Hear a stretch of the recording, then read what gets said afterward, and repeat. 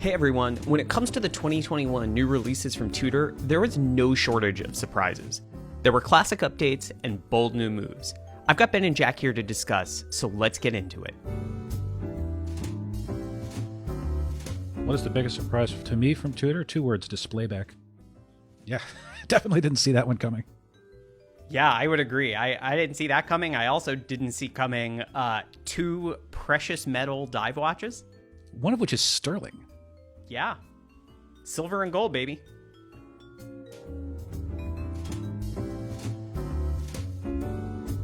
I think we learned that they're going to be trying stuff over the next few years, and that, you know, all the crazy ideas that we all have for, you know, for modern sports watch that we would love Rolex to be doing, Rolex will not be doing, but Tudor might be. I thought I knew what to expect from Tudor, and I actually don't. I thought that they were going to be going hard for the sober, you know, industrious tool watch, and instead they're being very, very experimental. You think you know a person.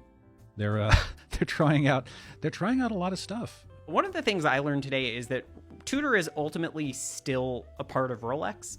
The changes made to the Black Bay Chrono, slimmer case, new way to mount the movement in the case, like all these little technical behind the scenes things that we associate with quote unquote innovation at Rolex. Those things are happening at Tudor too. They're not kind of totally out from underneath the Rolex way, shall we say.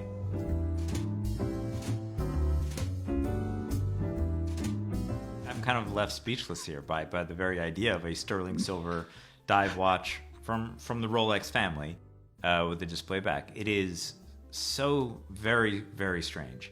And so unexpected. Again, it really works. I think, you know, the colorway, at least for guys like Steven and myself, I think really jives with us.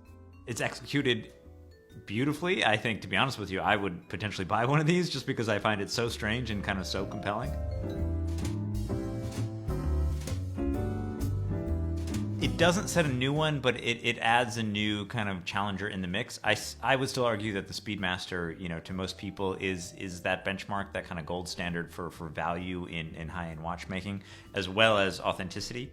I do think that this iteration of the Black Bay chronograph is dramatically more compelling than the original in dozens of different ways. I think the kind of proof will be in the pudding when you put it on your wrist and how it wears. Yeah, I mean, I agree with Ben, and I think I think that there's a little bit of a challenge in trying to set a new benchmark for a sports chronograph when you are combining the design idioms of a dive watch with the practical needs of the chronograph. So I think that it's a tougher challenge right out of the gate.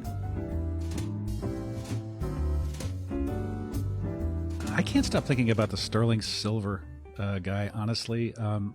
There are certainly watches in the new lineup that are a better idea from a practical standpoint and maybe a better idea from a value retention standpoint, but there's something so weirdly compelling about it.